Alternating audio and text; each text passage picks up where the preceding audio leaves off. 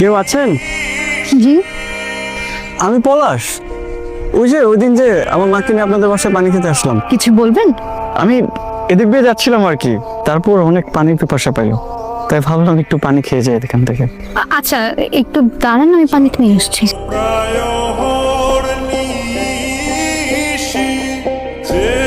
বাহ, আপনাদের পানিটা তো খুব মিষ্টি। কে রান্না করে? হ্যাঁ, নিশ্চয়ই আপনি করেন, রাইট? আজকে আরেকবার খাবেন না? না না, আপনার নাম তো বকুল, তাই না? জি। আপনার নামটা খুব সুন্দর। আর আপনিও।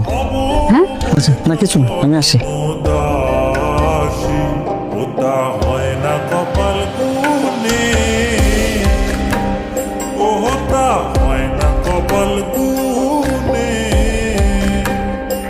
হ্যাঁ রে বকুল, কি আমাদের যে দুইটা ছেলে আজকে ফলো করতেছিল, ওরা কারারে চিনিস নাকি? ওই যে বাইকে করে। হ্যাঁ, ও ওই যে সামনে যেটা বসছিল না, ওইটা আমাদের বাড়িতে মাঝে মাঝে পানি খাইতে আসে। এই আর কি, একদিন আসছিল, তারপর থেকে মাঝে মাঝে আসে। আচ্ছা, তাই নাকি? আমার তো মনে হয়েছিল তোর প্রেমে হাবুডুবু খাইতেছে। বেশি কথা বলিস না, এমন কিছুই না, পাক না হয়েছে বেশি। আরে হইতে বুঝি। কিরে, আজকে আমি আসতেছে না কেন? জায়গা বান্ধবীর সাথে ফুচকা মুচকা খাইতে গেছো বলো। কি কস? দেখ, সাতাশকে নতুন কিনছে, সুন্দর হয়েছে না? সেই এই যে শুনছেন আপু, বকুল আসলে আপনার সাথে? না, বকুল আসে নাই। কেন, বকুলকে কিছু দিতে হইব? বকুলে তো কিছু দিতে হবে। এই চিঠিটা একটু আপনি বকুলে দিন। আচ্ছা, ঠিক আছে। আচ্ছা, আপনি যেহেতু বকুলের বান্ধবী, আপনার কাছে তো অবশ্যই বকুলের নাম্বারটা হবে, তাই না? হ্যাঁ, আমার মুখস্থ আছে, আপনি উঠে নেন। হ্যাঁ, বলেন না আপনি। 01 01 63। ঠিক আছে। আচ্ছা, ঠিক আছে, আসি তাই। হ্যাঁ, আসসালামু আলাইকুম। একটু সুন্দর আছে কিন্তু। তবে যা, খুব ভালো হইলি না? না বয়স হয়ে যেতেছে গা তোর এই ওঠ।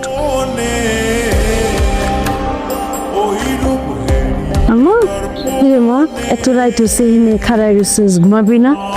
ও না, আমি এখনই ঘুমাইতে যাব। তুমি ঘুমাবে না কেন এখনো? তোর আব্বার শরীরটা কিন্তু ভালো না। আমি না তোরে খুব দ্রুত বিয়া দিতে চাই। মা, এত টেনশন কেন করো আমাকে বলো তো? এত টেনশন করে করে চোখে নিজে কালি বাঁধায় ফেলছো। আল্লাহ যা কপালে লিখে রাখছে তাই হবে, যা ভাগ্যে আছে তাই হবে। এত তাড়াহুড়ো, এত টেনশনের কোনো কারণ নাই। যখন যা ভাগ্যে আছে তাই হবে। এত টেনশন করার কোনো দরকার নাই। এখন যাও, ঘুমায় পড়ো। হ্যালো হ্যালো, আমি ওই যে আপনাদের বাড়িতে পানি খেতে আসি যে। ও আচ্ছা, আমাকে একটা কথা বলেন তো, আপনার মতলবটা কি?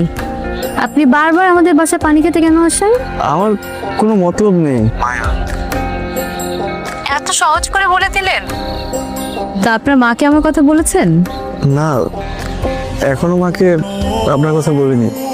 আচ্ছা, বুঝলাম। রবীন্দ্রনাথের একটা কথা আছে, যে তোমাকে ভালোবাসে তাকে ভালোবাসো। তার মানে এখন আবার আপনাকে ভালোবাসতে হবে? না না, ওরকম কিছু না। তবে আমার মাকে আমি আপনার কথা বললে আমার মা আপনাকে খুব পছন্দ করবে।